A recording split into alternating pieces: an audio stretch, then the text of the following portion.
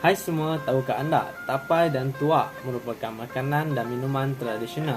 Bahan yang digunakan untuk membuat tapai dan tuak adalah sama, tetapi yang membezakan adalah proses dan tempo untuk menghasilkannya.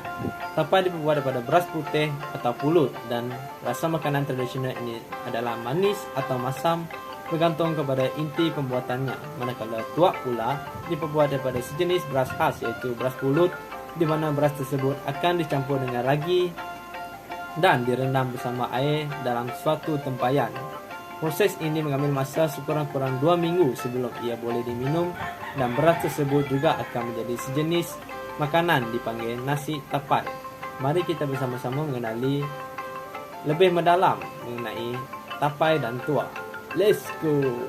Tapai merupakan sejenis makanan tradisional yang berasaskan dari nasi ataupun makanan yang berkanji. Tapai boleh dibuat dengan menggunakan beras pulut ataupun nasi putih. Namun, terdapat segelintir masyarakat menggunakan sumber karbohidrat yang lain seperti ubi kayu dan ubi keledek. Makanan jenis ini menjalankan proses penapaian di mana nasi yang sudah dimasak dicampurkan dengan ragi untuk menghasilkan rasa manis yang unik. Asal-usul tapai tidak diketahui secara tepat. Namun ada pendapat mengatakan ia merupakan makanan yang berasal daripada kaum Jawa. Ia dinamakan sebagai tape singkong ataupun tape telur, bukannya tupai. Tapai bukan sahaja terkenal di Malaysia, namun turut popular di beberapa negeri Asia Tenggara yang lain. Malahan, di Malaysia, tapai sering digunakan sebagai hidangan bagi menyambut tetamu ataupun sebagai pencuci mulut. Walaupun terdapat sedikit kandungan alkohol di dalam tapai tersebut, namun ia tidak menjadi masalah untuk dihidangkan kepada yang beragama Islam. Hal ini telah dibincangkan dan dikutip Dr. Daniel Zainal Abidin, seperti keterangan beliau yang berikut. Mengatakan ia harus dimakan, ia tidak haram. InsyaAllah. Terdapat dua jenis perbuatan tapai, iaitu secara tradisional dan secara moden. Bahan yang diperlukan untuk ala tradisional adalah beras nasi atau beras pulut, ragi dan gula. Setelah nasi masak, masukkan ragi, gula dan gaul hingga sebati. Kemudian nasi tersebut dibungkus dengan daun tapai, namun daun tapai agak sukar untuk didapati dan kebanyakan tapai dibungkus dengan menggunakan daun nipah. Tapai yang siap dibungkus dimasukkan ke dalam pasu tempayan yang besar dan ditutup dengan kain. Setelah diperam dan disimpan selama 3 hari, tapai tersebut akan masak dan barulah boleh dimakan. Tapai yang masak akan mengeluarkan air yang manis untuk diminum dan boleh juga digunakan sebagai ubat tradisional.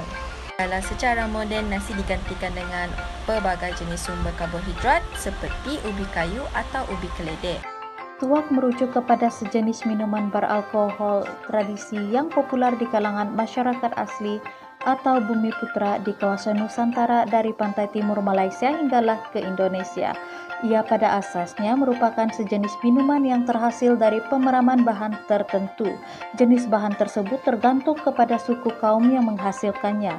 Tuak beras lazim minuman masyarakat Dayak di Sarawak dan Kalimantan sejak dari dahulu lagi. Tuak tersebut dihidangkan pada musim perayaan tertentu seperti perayaan Hari Gawai Dayak, Gawai Hantu, Gawai Burung, majelis perkawinan, dan sebagainya.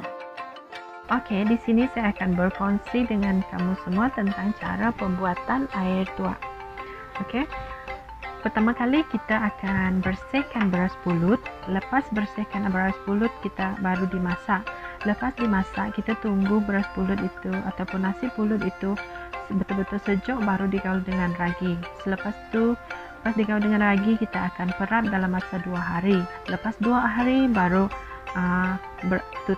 perapan itu tadi boleh ditambah lagi dengan air gula dan juga air masak. Lepas itu diperap lagi 2 minggu ataupun 1 minggu baru boleh diminum.